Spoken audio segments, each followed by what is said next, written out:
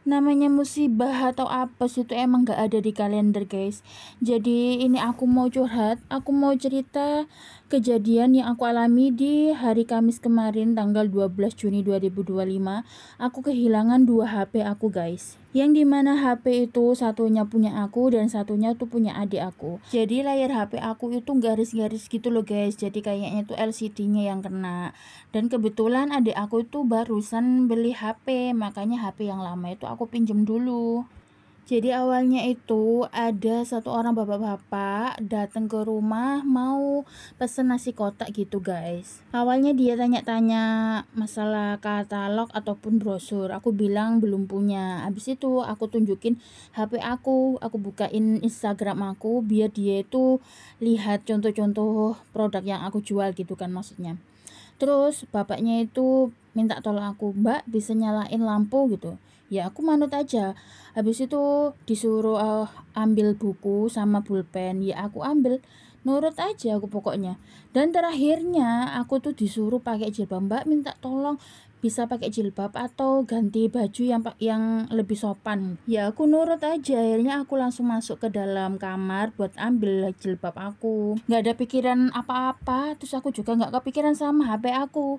Pas aku keluar dari kamar, ya Allah, orangnya sudah nggak ada guys. Aku ngomongin sampai merinding deh. Ngelihat orangnya tuh sudah nggak ada di ruang tamu, aku tuh langsung lari ke depan keluar. Tapi aku nggak bisa teriak maling. Mulut aku tuh kaku sampai akhirnya aku dibentak sama tetangga aku. Kenapa Vikin? Mbak HP-ku. Loh alah, wis kabur Vika.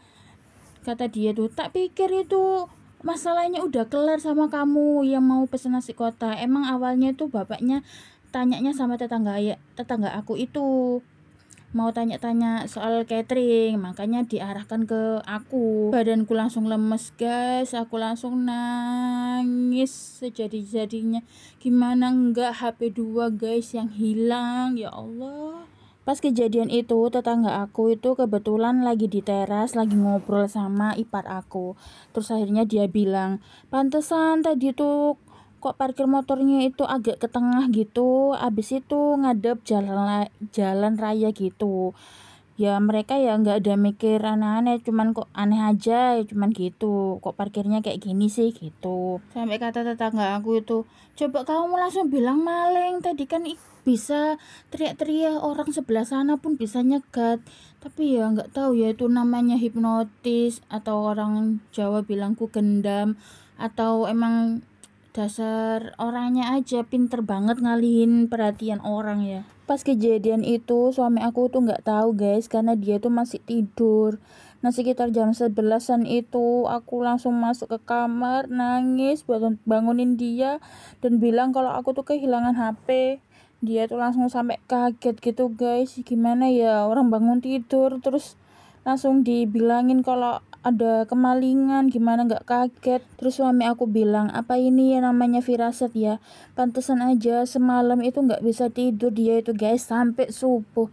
Padahal biasanya tuh kalau sudah subuh biasanya udah bisa tidur, itu sampai jam 7 pagi katanya baru bisa tidur guys. Apa itu firasat atau tanda-tanda kalau bakalan ada kejadian yang ya yang kayak gini lah maksudnya. Habis itu aku tuh juga telepon kakak aku yang di desa bilang kalau aku tuh kemalingan.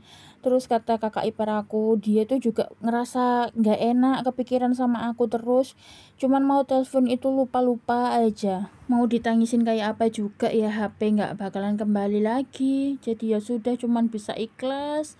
Semoga aja bisa dapat ganti. Emang awalnya itu aku juga mau ganti HP guys, cuman nunggu kontrakan aku laku baru aku bisa ganti HP. Tapi ya kalau sudah kayak gini ya mau nggak mau aku harus beli, dan untungnya aja ada tabungan. Jadi langsung aja di hari Jumatnya itu aku beli HP lagi, sekaligus aku mau ngurus kartu aku lagi, karena kan kartunya itu kartu udah lama banget guys, apalagi buat jualan banyak nomor-nomor customer aku di situ. Makanya di hari Jumat itu aku langsung ngurus SIM card aku dan aku pergi buat beli HP. Aku udah pilih-pilih dan cari di Google dan ketemunya itu mau beli Vivo Y29 niatnya. Terus pas sampai counternya sana itu ternyata kameranya itu kurang menurut aku. Terus habis itu sama promotornya itu di compare sama brand lain, merek Oppo sama Samsung, dan ternyata emang lebih bagus yang brand lain. Tapi habis itu aku malah kepincut sama HP yang aku beli ini, yaitu Redmi Note 14 yang 5G. Tapi harganya itu melebihi budget aku. Pokoknya budget aku itu cuma 3 juta, tapi harganya ini 3.200.000. Dan untungnya sih aku bawa uang juga pas 3.200.000. Tapi ya sudahlah, nggak apa-apa. Ini niatnya juga buat ngonten kan, makanya cari HP yang lebih baik lah daripada yang tipe sebelumnya. Dan semoga aja setelah ini aku bisa lebih semangat lagi ngonten dan bisa cepet monetisasi biar bisa balik modal guys.